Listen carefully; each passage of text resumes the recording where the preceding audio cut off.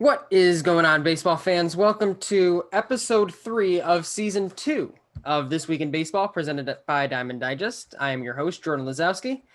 Got a great crew on tonight. Another great Diamond Digest crew of Sean Huff, Matthew Penn, and Quinn Mortimore. We've got a couple new faces for this season, and I think, Quinn, you're a brand new face for This Week in Baseball in general, aren't you? Yes, I am. All right. Well, welcome on, gentlemen. How are we doing tonight? Doing well. Pretty good. Gonna complain. My fantasy team got ruined by Hyunjin Ryu today. So I think my fantasy team got saved by Hyunjin Ryu today as well, because he was against me. So I think we were on opposite sides of that though today. But Sunday night, last game before the end of the week. So happy to get bailed out there after a less than stellar week. But we've got a lot to talk about on this episode outside of fantasy baseball too. We'll do our usual standings updates, and we'll let each of our panelists here talk about what they saw this week, what they really want to highlight from around the league. We'll talk a little bit about Madison Bumgarner today. I'm sure we have some interesting opinions on what happened in that game. We'll do our usual 7th inning stretch. We're talking about everything from early hot streaks to the Oakland A's to super leagues. So we got a little bit of everything today. We'll end with our what to watch for, as we always do. So let's just jump right into it. Standings update from around the league. So if the season ended today, in the AL, the Red Sox would win the East. The Kansas City Royals would win the Central. The Oakland Athletics, after their incredible winning streak, would win the AL West. The two wild card teams out there would be the Seattle Mariners and the Chicago White Sox. So for the first time, my White Sox would be in the playoffs. In the NL, the Mets would win the NL East. The Brewers are at the top of the NL Central, and the Dodgers at the top of the NL West. The two wild card teams out there, we've got the 14-8 Giants of all teams, and the St. Louis Cardinals. Quinn Mortimore, your team has made it. So we've got two panelists with teams in the playoffs. We've got two without. I guess too early to take really any big takeaways away, but any thoughts on the standings after another week of action-packed baseball from anyone here? The Athletics are pretty good. Big, if true. Yeah. Winning, what was it, 13 games? Yeah, that's pretty impressive. That's a good way to get into a playoff spot. To say the least. And the Oakland Athletics are going to be a team we talk about in a little bit, but no way to salvage a 1-7 start other than winning 13 straight ball games, really getting yourself into it. Let's jump into around the league in 60 seconds. Each of our panelists give us what they saw around the league, what they really want to highlight. If you did not watch all games this season so far this week, and you likely couldn't, here's what you missed. And we will start with noted Nationals fan, Matthew Penn. What you got for us this week? So I'm going to start with pitching, or more specifically, pitchers. And we saw some great performances on the mound. Looked at Degrom, I think it was 15 strikeouts. And then the game before that, he had 14 strikeouts. I don't know if that was this week, but his whole stretch has been insane. Today, both the Diamondbacks pitchers, 7 innings, both games, but 1 hit for Gallen, none, like you mentioned, for Bumgarner. And then at the plate, too, some pitchers doing some damage. You saw Logan Webb with his 109-mile-an-hour triple, had 2 RBIs. Degrom had a couple of hits also at the plate, helping himself, got an RBI. Joe Ross was an RBI. So had to give a shout-out to those pitchers doing on both sides of the plate, on both sides of the field. Before, we'll get to you again. We got some stuff to talk about. I heard about pitchers hitting and stuff like that. We'll get to you, though. I want to make sure our other two panelists here get their opinions in on their around the league in 60 seconds. We'll go with Sean Huff now. Give us your recap. I'm going to go to the pitchers too. One of my favorite things to do throughout the season is continually update my starting pitcher power rankings. And we're at the point where I'm starting to adjust a little. The top three is staying firm. The top three are Degrom, Bieber, and Cole in some order. No one's even really close to them. But Corbin Burns keeps dominating. He refuses to walk anyone. He strikes out. He's struck out 40 so far this year, is it? He's probably up to number 4 at this point. We have a lot of guys falling down the list, though. Burns made a huge jump. But we have Denelson Lumet, who had top 10 preseason, leaving his first start after 2 really good innings. Hyunjin Ryu, I already said, left early today. Giolito, I'm not too worried, but he did give up about 30 runs in an inning. Hey, he's on my fantasy team too. Scherzer, I don't know how his stuff is diminished, but he keeps being really good. So I think that's something that I'm really keeping my eye on, is updating the top 10 about monthly now. Sean, you might be the first person to ever find themselves starting with negative points for 7th inning stretch. Giolito, that's always a sore subject with me. I woke up Monday morning to find myself at negative 10 points in fantasy. Yeah, that was not a start that anyone wants to remember. Hopefully, when he's back on Tuesday, that'll be a little bit better for him. I hope Quinn so. Mortimore, what do you got over there? So something I found interesting personally is Yadier Molina, the oldest position player in the NL, leading catchers in WAR and weighted runs created plus, and I think slugging as of last night. Yeah, that's something I'm enjoying seeing. I also thought that Jacob Degrom, his start to the season is historic, and this is coming off 3 straight Cy Young finalist finishes. So yeah, I think he's making a good case for himself, like for the Hall of Fame someday, possibly. Also, Tatis hitting a home run off of Bauer and then covering his eye, like mocking him after he hit a batter in spring training doing the same thing.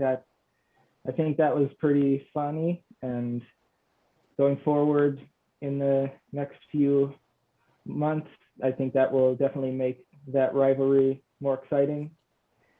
And also the All-Star Game logo just got revealed, and I think that looks really good. I think it's one of the best logos that they've had in quite some time. So yeah, that's what I got. I actually love the logo too. I'm glad you brought that up. That is a fantastic logo. And I think between the three of you, you kind of all pointed out, I think, what I was thinking about this week too. It was yet again the week of the pitcher. It was another week where pitching dominated, and it's incredible the early season results we've seen from pitchers, especially coming off of a shortened season. All the questions were surrounding, what are pitchers going to look like early on as they adjust and start thinking about throwing 162 or playing 162 games again. So it's been pretty fascinating to see some of these performances. And along with those performances comes our 3rd straight week of a pitcher completing a game, giving up no hits. And I have to use the phrasing wisely, because technically it is not a 3rd no hitter, because Madison Bumgarner in the 2nd game of a 7-inning doubleheader today, Sunday, recording this, you're listening to it on Monday, he threw 7 innings and gave up no hits. Major League Baseball does not currently recognize that as a no-hitter. My question, and I'll ask each of our wonderful panelists here, should that be a no-hitter? And we'll start with Sean just really quickly. So what do they do if a game gets rained out? That's kind of what this hinges on for me. If this was going to be a 9-inning game and Bumgarner had given up no hits through 7 innings, and all of a sudden a hurricane hit, the rest of the game was canceled, would it have been a no-hitter? I don't know what they do in that case, because I couldn't find any records of that happening. But I have to assume they would count it. They never made a distinction before last year, before the doubleheader rule, that wouldn't count as a no-hitter. So it probably did happen at some point, even though I couldn't find any record of it on StatHead or anything. So yeah, it should definitely be a no-hitter. I'm glad it's not. I don't like Bumgarner, but it definitely should be. I love your like really well thought out point. It's like, I don't like them, but I guess it should be. Matthew, your thoughts? I think if we're gonna play 7-inning games, and just a little shout out for myself, I have an article coming out probably the next couple days about the 7-inning rule and how I don't like it. So go to diamonddigest.com for that in the next couple days. But if that is a rule that is going to stick around, if you throw a complete game and you give up no hits, it's a no hitter. Yes, I know the argument, how many no hitters, perfect games are broken up in the 8th or in the 9th, 2 outs in the 9th, whatever. That's the hardest outs to get. But they didn't have that opportunity. They have, you got to play whatever's in front of you. That's what they say. And that's the opportunity they're given. They're given a 7-inning game. They went out there and they didn't give up a hit for the entirety of the game. So I don't know what more you can ask of them. Interesting. Quinn, any thoughts to add here? Yeah, I have kind of mixed feelings on this because I think that it should be recognized, because if they're going to play 7-inning games, then like the pitcher's doing absolutely everything they can.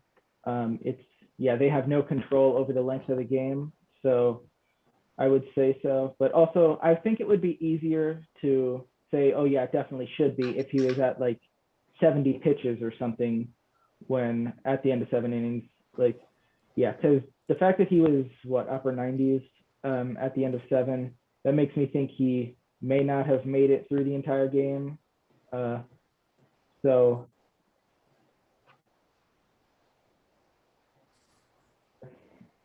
and yeah, and also I believe it's not considered a no-hitter if a pitcher on the away team throws one, or gives up a run during a no-hitter, but then the home team doesn't bat in the 9th inning. I don't believe it's considered a no-hitter in that scenario. So, But then also it's not considered a no-hitter if it's lost in the 10th or 11th inning. So yeah, I think there's just a lot of weird rules surrounding them. So I say that they should be counted, but yeah, because I mean, if they're going to be playing the 7-inning games, you might as well. So yeah, I don't know, because it's Major League Baseball deciding it's an official ruling that way, versus that's poor wording. I would say, since Major League Baseball sat down and decided we're going to treat a 7-inning game the same way we're treating a 9, in terms of like we're considering that like a planned full game, I'd probably say it should be a no-hitter. I completely get the rationale why it wouldn't be.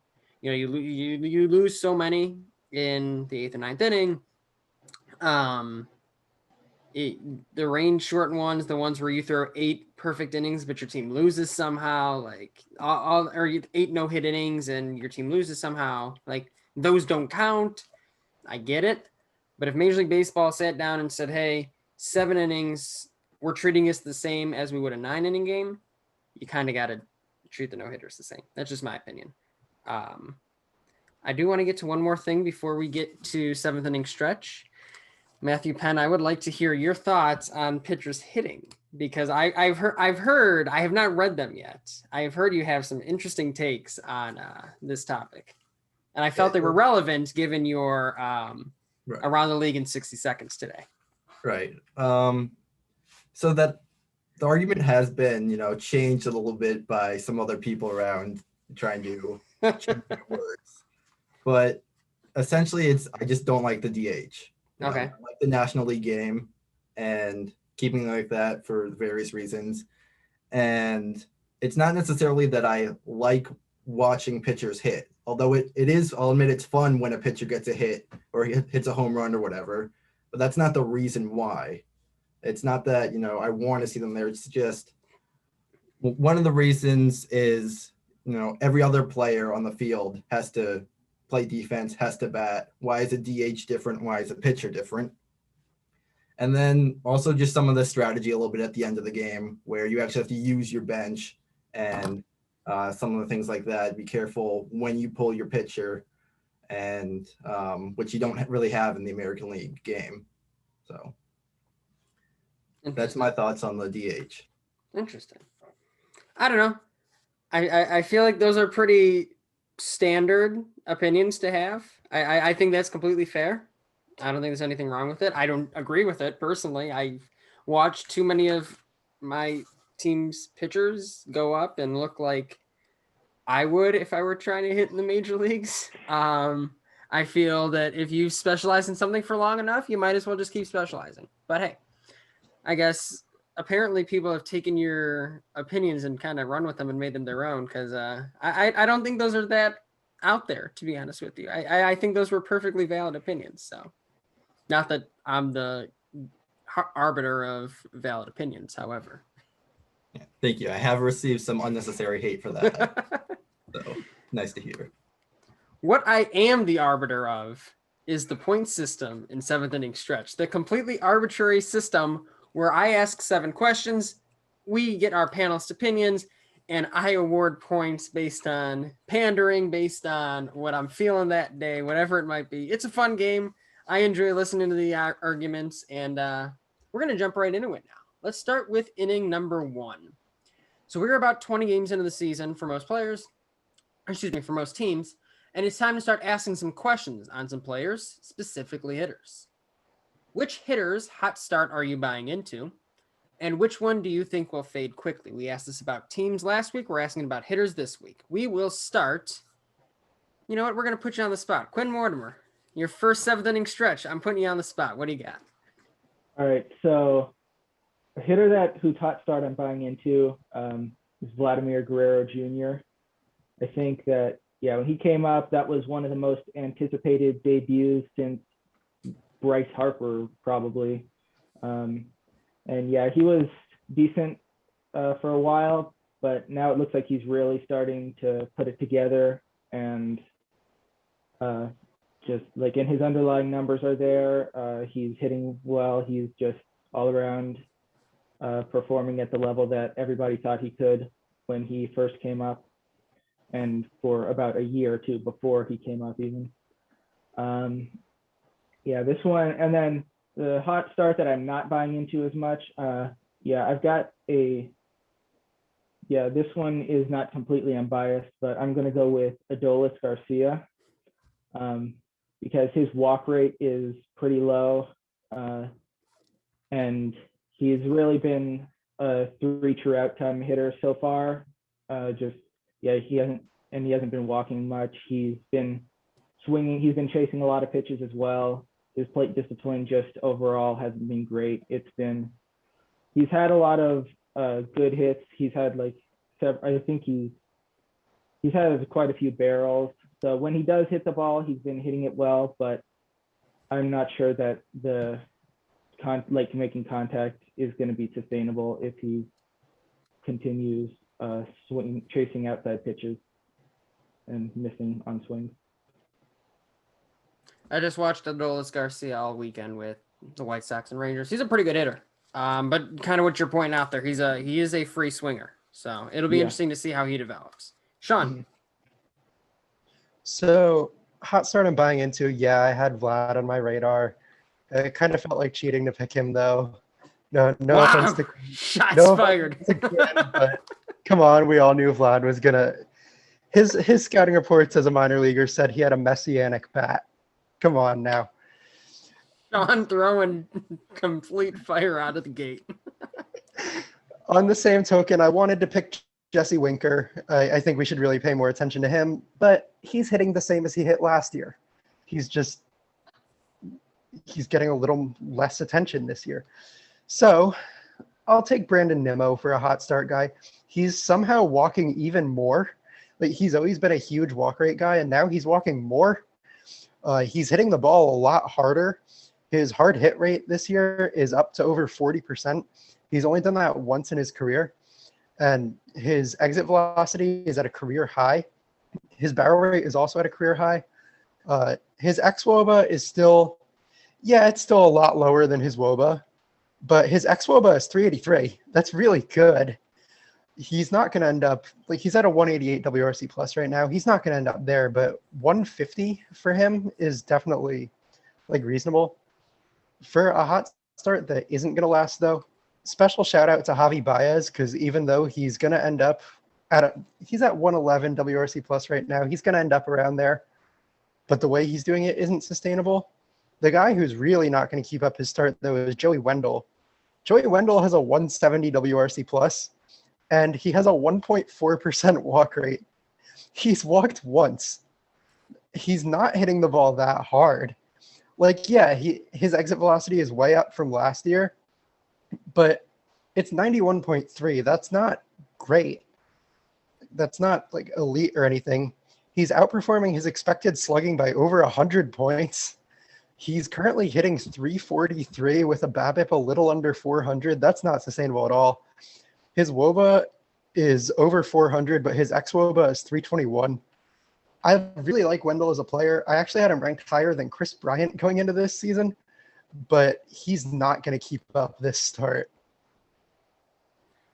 That was flying with hot takes. The Joey Wendell, Chris Bryant thing. That's a take.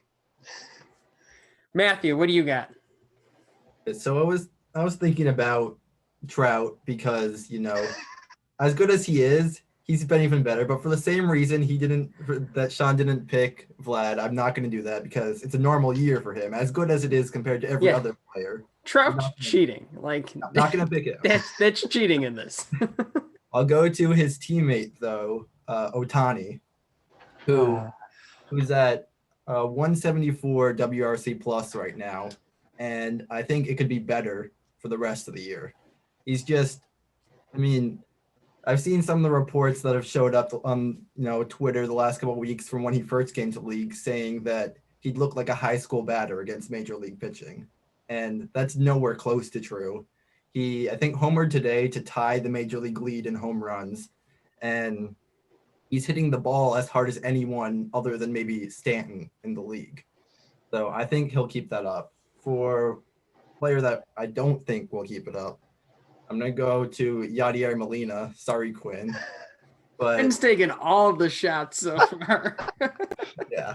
He's got a 181 WRC plus so far this year. He's had 1 year above a 105 WRC plus since 2013. So he's got a ways to fall the rest of the year, and I don't think he's going to be able to keep that up. It's just, it's a hot start. Guess I'll give him credit for that, but don't expect it to continue for too much longer. Yeah, I'm pretty sure. My theory was that he got a 2021 calendar and it was misprinted, and it said the last two numbers were switched, so he thinks it's 2012. And playing like it's 2012. yeah. Hey, man, I feel bad for Quinn. He's not going to come back after that. I was going to say, welcome to seventh inning stretch, Quinn. Yeah. You know what? Quinn's getting the punches. Quinn's getting the point there just because those were some punches pulled, and against anybody else, Sean and Matthew, you'd probably get the points. However, I got some abuse there. I know. I'm like, I got to give it to the new guy just because he was not expecting that day one, I'm sure. And that's just seventh inning stretch. But at the same time, man, like, take it easy on the rookie. Maybe just the first question. All right, let's get into inning two. Today, the Oakland Athletics, today being Sunday, lost their 13-game winning streak in an 8-1 loss to the Baltimore Orioles, of all teams. After a brutal start, followed up by this historic streak, where do you think the Athletics' true talent level as a team lies? Sean, we'll start with you. I'm not buying into the A's that much. They're good. They're going to be over 500. They're going to be in contention for the wild card. But I still think the Astros are clearly better than them. I think the Angels are very comparable to them. Personally, I like the Angels better just because I think they have more depth. The A's are one starting pitcher injury away from really having to fight for 500. If I had to pick right now, I think the A's would finish the season around 84 wins. Fangraphs has them at 87, which, if you can guarantee their health, but if Luzardo or Bassett goes down, then they have Mike Fiers in their rotation, and he's not very good. They don't have a plethora of starters to call upon. We don't know if Trevor Rosenthal is coming back. If Olsen or Chapman has to miss even a week, that's a huge loss. The A's are good. I don't think they're a playoff team, and I don't think they're winning that division. Matthew. Yeah, I agree with most of that. They're 6 games above 500 now, 13 straight wins, and their run differential is -2. So even with a historic stretch, they're still giving up more runs than they're scoring. And eventually that's going to even out. That's going to be at least as many losses as wins. And just looking at their lineup, their rotation, their depth, like you were saying, there's a lot of holes in there. And they have some star players, but they're not going to be able to be carried by those players. They're going to either need to go out and bring some talent in, trades or whatever, or they're just, going to hover around that 500 mark, I think, in what could be a tight division. Quinn, what you thinking? I'm thinking that I think that they'll be in contention for the AL West. And not like as far ahead of them as it has been like the past few years with the Astros. I think they're maybe like an 85 to 90 win team, somewhere in there, most likely. I think that they're probably not as good as they were last year, but I do think that they will probably contend for the playoffs. I definitely don't think they're a shoo-in. I think that they're definitely going to have to fight for it, but yeah, I could see it going either way with them. But yeah, I mean, if they do make it, they could. I mean, I wouldn't mind a Moneyball too. So we got close. We got to 13 wins. Yeah. That was pretty exciting. I don't know where. I personally don't know where they fall on this. I think they probably end up closer to 500. If I'm honest, it probably evens out. They're not this great. They're not that terrible. You got to play an improved Angels team and an already very good Astros team. I think that's going to hurt them more than their own team is going to in the long run. I don't know. That's a tough one. I'd say probably hover around 500, maybe a little bit better, but that's a tough division to win. That's a tougher division than it looks on paper. We'll put it that way too. Staying in the AL West, we are going to inning number 3. It feels like we've been here before with this team, but the question still has to be asked. Are the Mariners legit after their solid start, or is this yet another early season hot start that fades fast? We'll start with you, Matthew. So this is a tough question. I went to their Savant page just to look at it, and on their hitting side, it's covered in blue. All of almost every player that's qualified, blue something, which is, if you're not familiar with the Savant pages, blue is not good. That means you're bottom 10 percentile or worse usually in whatever that stat. But then looking at the pitching, there was a lot more red on that side. So that's what's keeping them in the games. And they do have some big name call-ups, some young players on offense that I think, given the length of the season, they'll have some ups and downs, and they could help out there. If it weren't for the A's run that we just talked about, they would be in first place in the AL West. So I think they'll be competitive at least throughout the year. Whether they get that playoff spot, I'm not sure, because same reason we're talking with the A's, they're going to have to play the improved Angels, the Astros, who are always good. But they're definitely going to be right there in October, I think, this year. And it could be the year they finally break through. Quinn? Yeah, I think that they are I think they're trending in the right direction, just like as a team in the past few years. I think that they are still maybe a year or two away from it really panning out the way that they hope to do it. But yeah, looking at their hitting, their hitting hasn't been great. Yeah, their pitching has mostly been what has been helping them out so far. And yeah, they're obviously probably not going to win the AL West. I think they're probably the fourth best team in that division this year, but I don't think they're too far behind, or at least definitely not as far behind as they have been in the past few years. So yeah, I don't think that this is going to be the year that they put it together, but I think that they're going to make improvements to set themselves up to contend in coming years. And Sean, what you thinking? Yeah, they're not making the playoffs. They're not better than the Rays. They're not better than whichever of the Twins and the White Sox doesn't win the Central. They're not better than the Blue Jays, and they're probably not better than three of the teams in their division. But they're decent. Again, I like their pitching. I know we've all said it, but except for Marco Gonzalez, he's been getting crushed this year. But Justice Sheffield is interesting. Chris Flexen is interesting. I really like Kikuchi. Kendall Graveman has looked like a really good reliever. If they're not in contention, he's probably going to bring back a package at the deadline. At some point, I assume Kelenic will be up once he's finished working on his defense. Julio might be up as well. That feels like it's more a next year thing. I'm not big on Kyle Lewis. I wish they were starting Tom Murphy more. He was really good last time he got consistent playing time. But they're not a playoff team. I'm happy they're off to this start because I'm really happy we all saw what the AL West standings spelled yesterday. But they're not staying there for very long. I'm going to give Sean the point there for his working on defense. That nice little slide in there. I think you're all right, though. I think the hitters are intriguing, but a lot more of the intriguing hitters are not on the team yet. The pitchers are solid, but I just think that's too hard of a division right now. I don't think it's the Mariners' time at this current juncture. I think it's coming. I don't think it's at this juncture, though.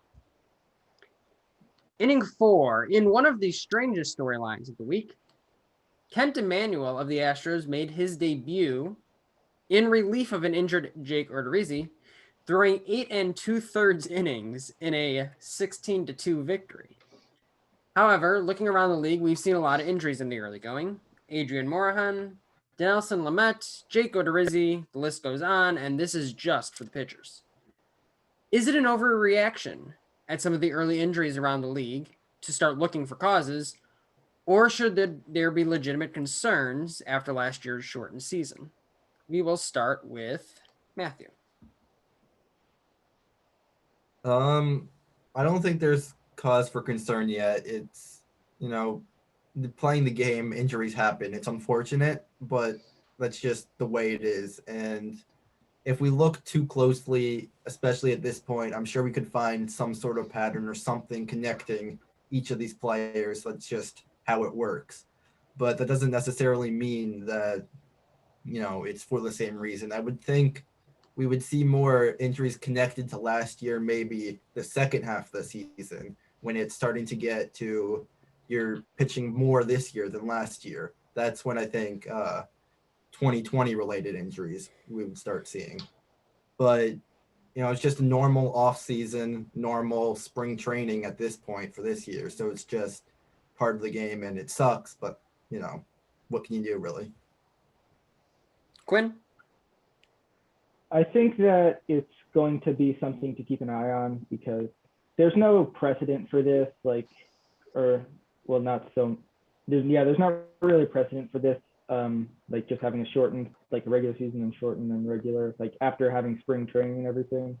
I think that, it'll be something to look at, and because it's sort of I think the closest example of a situation like this would be with minor leaguers who are used to pitching 120 innings or whatever they do in the minor leagues, and then getting called up and having to pitch a full season. And sometimes teams will just put strict innings limits on them to make sure that they don't pitch too much to not injure themselves. But yeah, I think if there are any injuries, I think they'll be coming later in the year.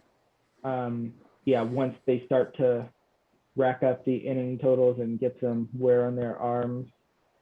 And I think if there's a cause for concern, we don't really know this information, but I imagine that if there's players, there are probably some players out there who, like from April to July, through simulated games or something like that. And if they did that, then that would probably prepare them better than if any pitchers were just like not really like doing the workload that they're used to during the off time. So yeah, I think it'll be something to look at for like individual pitchers more than collectively. And Sean. I agree with Quinn that it's going to be more of a thing to look at for individuals. But the one thing that does cause me a little concern is fastball velocity went up again. It's still rising. Guys aren't kind of throttling down because they had a shortened season. Everyone's just going full tilt at this point. That is a little worrying. You can worry they're going to run out of gas sooner than they would normally, because they're just coming out firing, treating it like it's last year, and it isn't anymore. Fastball usage is also down. Guys are throwing their off-speed pitches more. Those are their high-stress pitches. So I think we might end up seeing like a huge rash of arm injuries in August, but I don't think the ones at this point are because of it. Like Denelson Lumet is one of the examples. Yeah, it sucks that he is out. He is probably a top 10 pitcher in baseball if he's healthy, but he pitched 2 innings. He was hurt anyway. It didn't look like he was leaving for any major reason. Like, he left on a strikeout pitch. He threw a filthy slider to someone, and that was his last pitch. I don't think anyone who's getting hurt at this point is because they only threw 60 innings last year. No one's even close to that this year. It can't possibly be. I'm giving all three of you a point because you all make very different points that all made a lot of sense. And I liked all of them for completely different reasons. I think depending on what part you focus on, yeah, I completely agree. It's probably going to be something that you need to pay more attention to at the end of the year. But also at the same time, if velos are still rising, players are still throwing harder and continuing to max out their velocity early on. It's certainly something to watch out for. I think one interesting thing from a White Sox fan perspective, you got 2 flamethrowers in Garrett Crochet and Michael Kopeck, are 2 of them.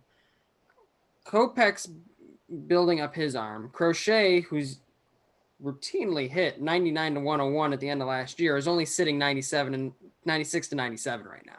People are like, well, what's going on? Is he hurt? Is he pitching through an injury? I think it's just, you got to be careful at a certain point. If you want to make it over 162, you don't know how your arm's going to be holding up over that course right now, especially someone who hasn't been in this league for very long. It's just, there are a lot of different factors. And I think that's where Quinn's point in comes about it being very tailored to the individual.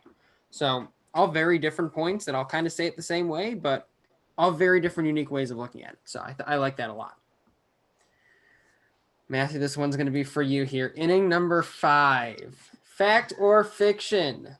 The Washington Nationals are going to regret their 7-year, $245 million deal with Steven Strasburg. Just to give a little context, Strasburg left his last start. He has only pitched 15 innings with the team since signing that long-term deal. I guess I can start with you, Matthew. Let's hear what you're thinking. I wonder what you're thinking. I can probably guess, but go ahead. All right, so I'll start 100% fiction. Shocker. Yeah. Right. I'm going to focus a little bit on your word regret there. And there's no chance that the team or the fans regret having him around for that long after that 2019 postseason, which is one of the best by a pitcher of all time, if not the best, where he won World Series MVP, and every time he pitched, the team won that game. He's been DC his whole career. He one of the most hyped debuts, and he lived up to the hype in that debut of, our lifetimes, if not longer.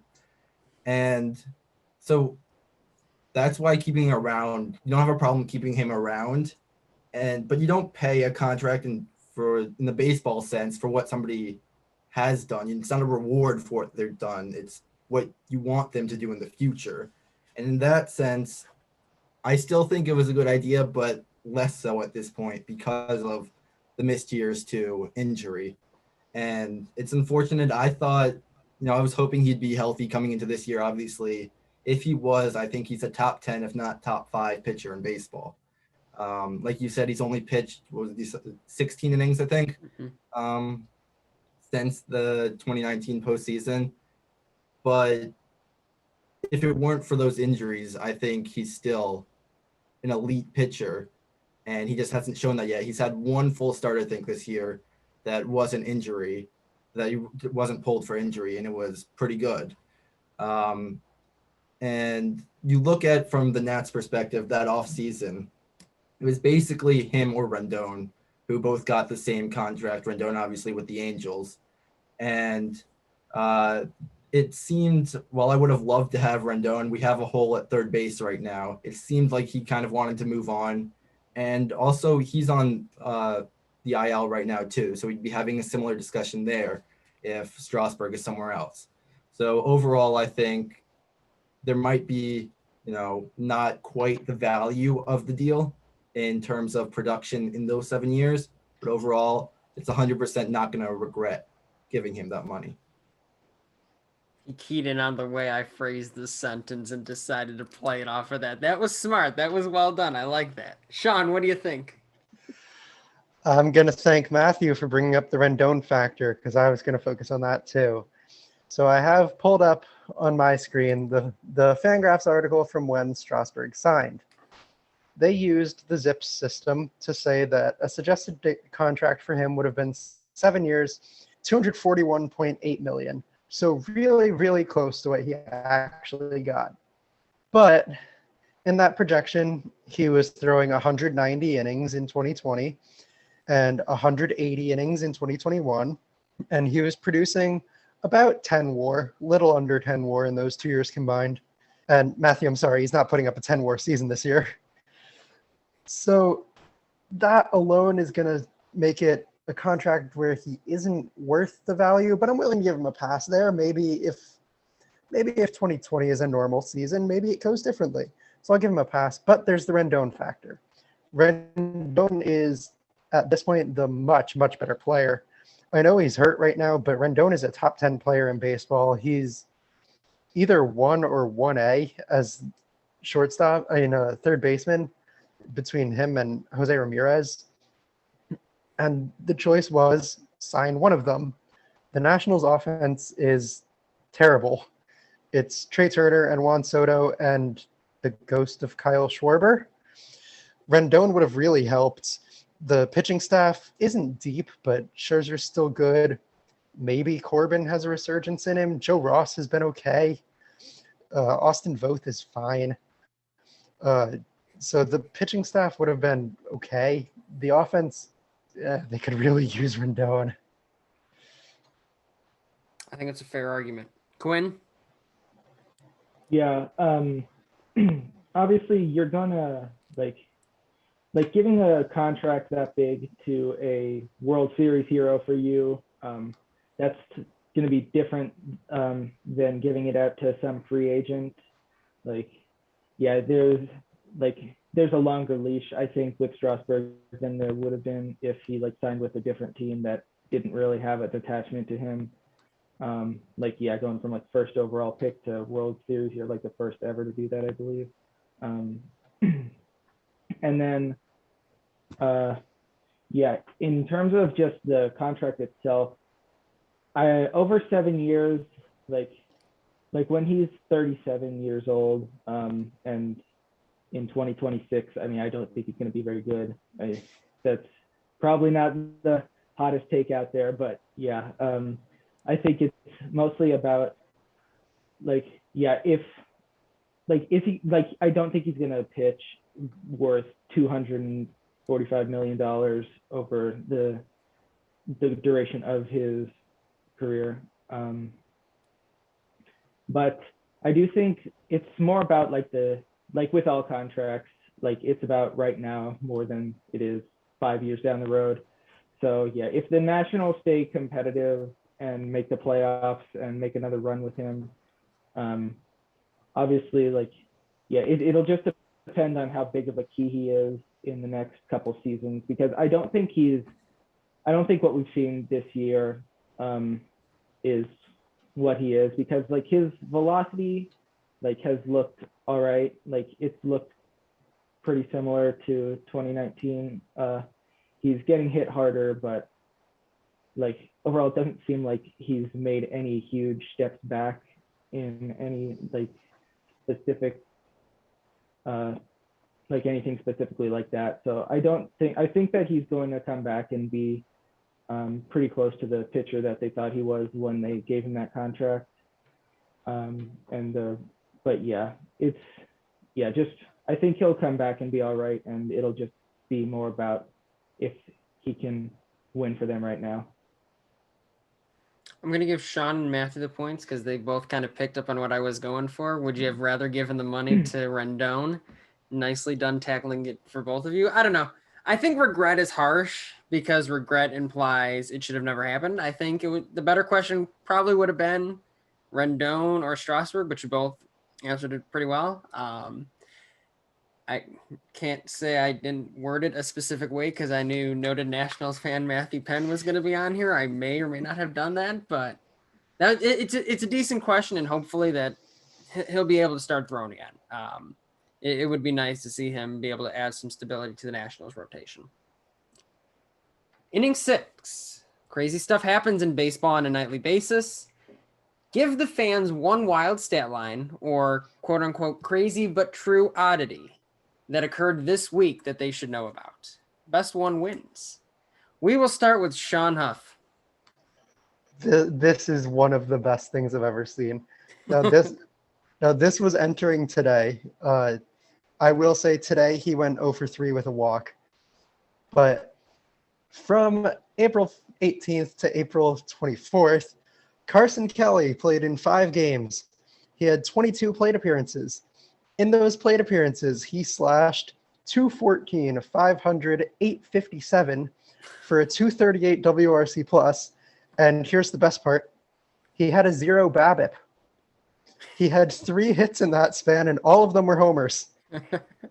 He also walked more than a quarter of the time. 27.3% walk rate. That's, by the way, a 643 isolated power. And since he's a catcher and he gets the positional adjustment, that's a full half WAR in 5 games for Carson Kelly. Carson Kelly is going to start the All-Star game for the National League. Carson Kelly's having himself a start. I love this. 0 BABIP, still in that in a 7-day span, had the 9th best WRC plus in baseball with a 0 BABIP. Matthew, can you top that? Okay, so I heard this on the Padres broadcast. I think it was last night. Everyone knows Fernando Tatis Sr., the only player with 2 grand slams in 1 inning, right? So that was April 23rd, 1999 in Los Angeles. You might remember that 2 nights ago, April 23rd, 2021 in Los Angeles, Fernando Tatis Jr. was playing there, and he hit 2 home runs in that game. Okay, but it doesn't stop there. The next day, Senior homered in Los Angeles. First at bat for Junior on the 24th, the next day in Los Angeles, he homered. Go on to homer again. So he just one-upped his dad there after, 2 grand slams in 1 inning and a home run the next day. And he managed on those same dates, 22 years later, to one-up him in the same stadium. So I can't wait until Elijah Tatis, who is currently with the White Sox, comes in and dominates both of them. Quinn, what do you got? All right. So there have been 4 pitchers in baseball history who have gotten 45 or more strikeouts in their first 4 starts of the season. They are, in 1973, Nolan Ryan had 46. In 1978,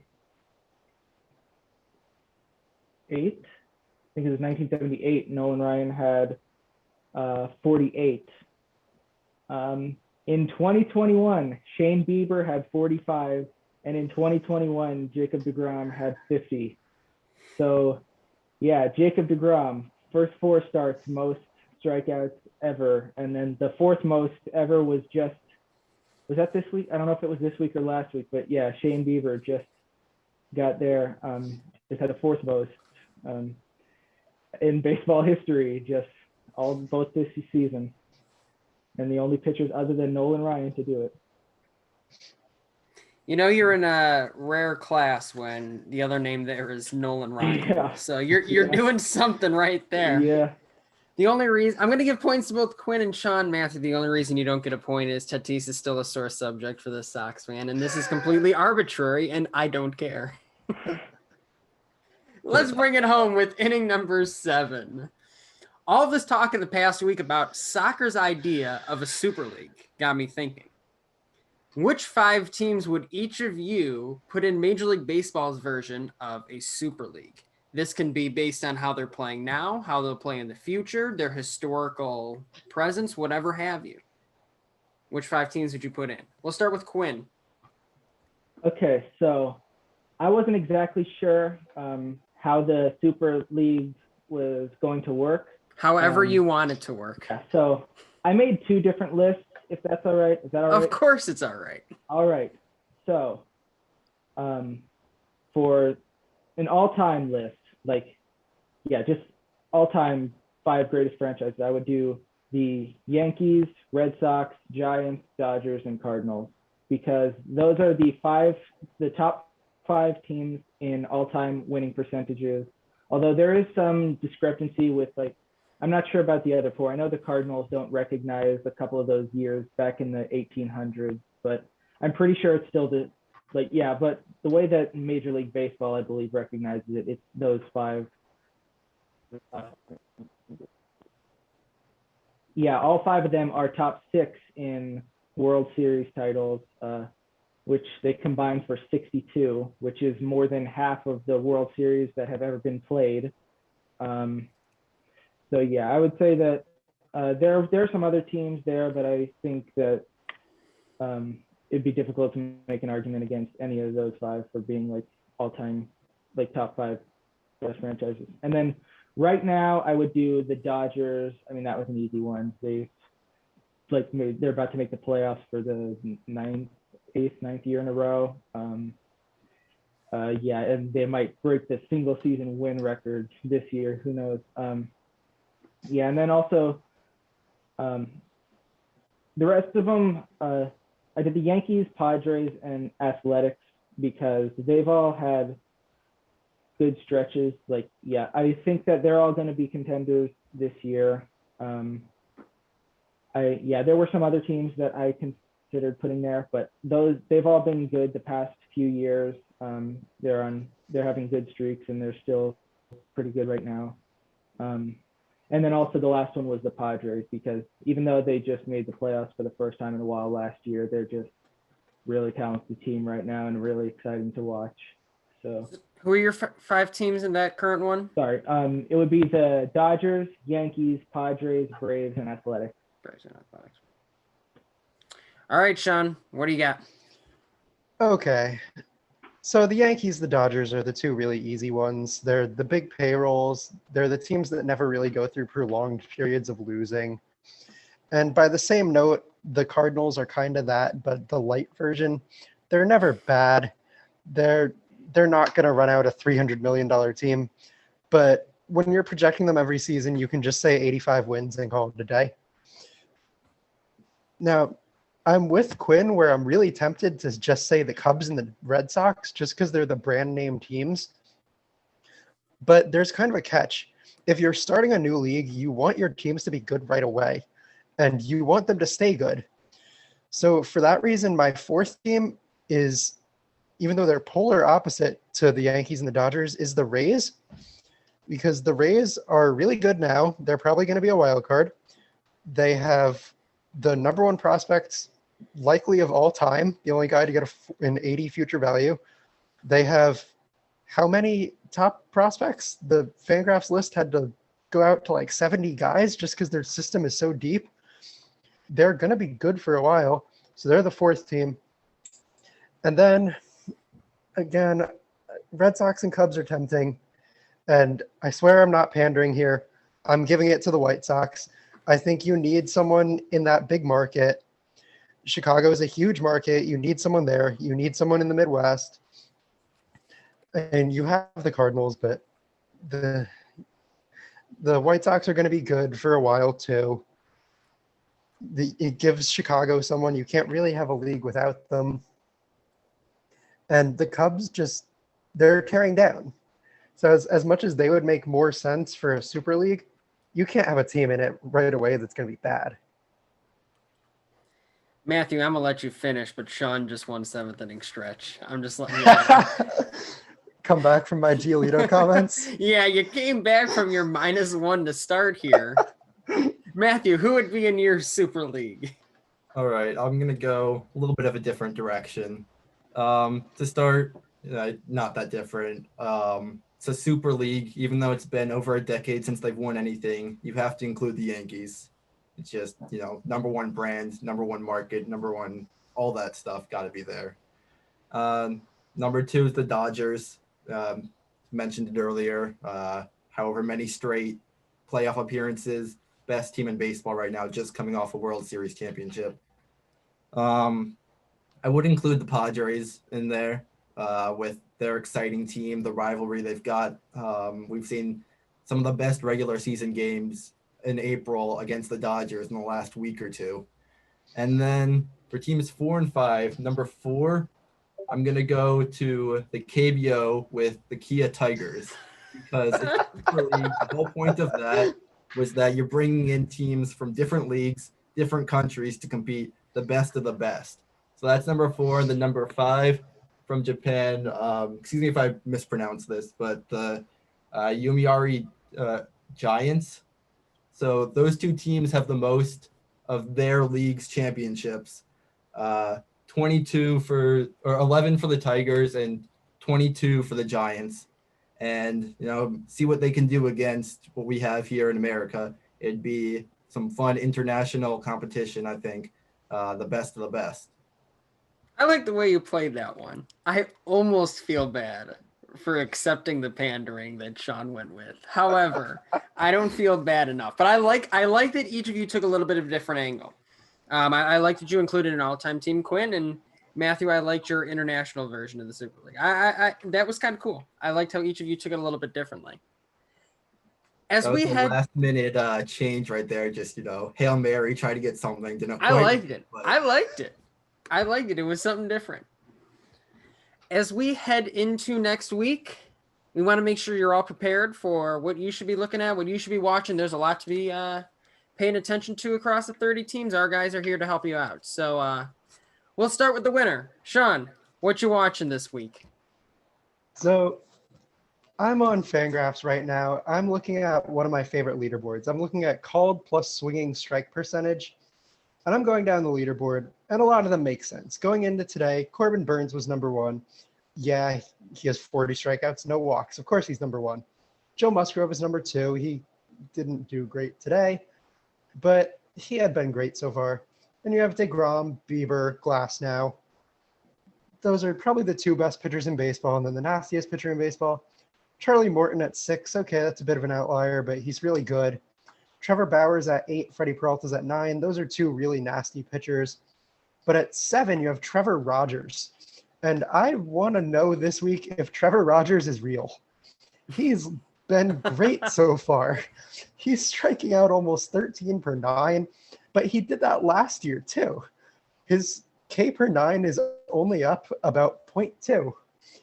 His walks per 9 are still over 5, but his ERA went from 6.11 to 1.64 in about the same amount of innings. His FIP is down 2 full runs. His xERA is down more than a run. And like I said, his called plus swinging strike rate is really elite. However, his xFIP is really similar. His xFIP minus is actually exactly the same as it was last year. He's getting hit hard a lot more. His hard hit rate is at almost 50%. So I want to know if he's for real. And he's making 2 starts this week. This is going to be a great time to see, is this guy actually like a number 1 starter? Is he going to be the ace of the young Marlins filthy rotation? Or is he just a guy who occasionally goes on a hot streak and strikes out the world? I like it. Something a little different there. Matthew, what you watching this week? So I mentioned him on the hitting side earlier, but Ohtani, the pitcher, is starting tomorrow, or I guess if you're listening to this on Monday, today, against, I think it's the Rangers. And then that lines him up for possibly 2 starts next week, which doesn't happen too often for him, as he's usually once a week. So that would be exciting. And then also the weekend series, the Dodgers at the Brewers. Talked about the Brewers have one of the best 1-2 rotations in baseball. The Dodgers, obviously, probably the best team in baseball this year, if not ever. And it's in Milwaukee. The Brewers are in first place in the NL Central, I believe. And it'll be, hopefully a good series. Some pitchers duels you can hope for. And Quinn, what you watching this week? I'm going to say that Corbin Burns versus the Marlins is going to be a pretty good pitching performance. And by pretty good, I mean he might actually throw a no-hitter. I mean, that's obviously impossible to predict, but yeah, they are not going to have an easy time hitting him because, yeah, he hasn't walked a single batter all year, and his ERA is like 0.3 or something. So, yeah, and then the Marlins there, I think like 23rd right now. They have like a team weighted runs created plus of 88. So they've not been hitting too great this year, and yeah, that is going to be possibly a very dominant pitching performance tomorrow, I think. So we might get our 4th consecutive week of no-hitter talk next week based on how interested all 3 of you are in watching some pitchers. We'll see. We've had 3 weeks worth of baseball talk with no-hitters. We'll see if we get a 4th next week. But all very interesting things to watch. Make sure you're tuning in. And as you tune in, make sure you're tuning into Diamond Digest. We'll have articles coming out all week. We just added like 30 new writers to our crew. We've got plenty of new content coming to you. We've got our usual podcast. We've got our Sunday Night Baseball stuff. We have got plenty for you to enjoy for all 30 teams. And we're excited about what we're doing. And we hope you are too. You know where to find us. Twitter @Diamond_Digest. Instagram, Diamond.Digest. Facebook, just find us, Diamond Digest. And YouTube, I think, is just normal too. So Diamond Digest. But also check out the Hot Mic streams, as I mentioned. We always publicize those. We'll do those every Sunday Night Baseball. We'll have something for you to be listening to. And again, keep track of our articles. Keep track of our writers. They're always posting good stuff. They've got some interesting content on Twitter. Make sure you're following along. We're glad you are for the ride. So that's going to do it for us here. For noted Nationals fan Matthew Penn, for Sean Huff, and for the newbie, Quinn Mortimore, welcome to 7th Inning Stretch. Welcome to This Week in Baseball. I am Jordan Lazowski. We are signing off. Take care, everyone. Enjoy your week, and we'll see you next week. Take care.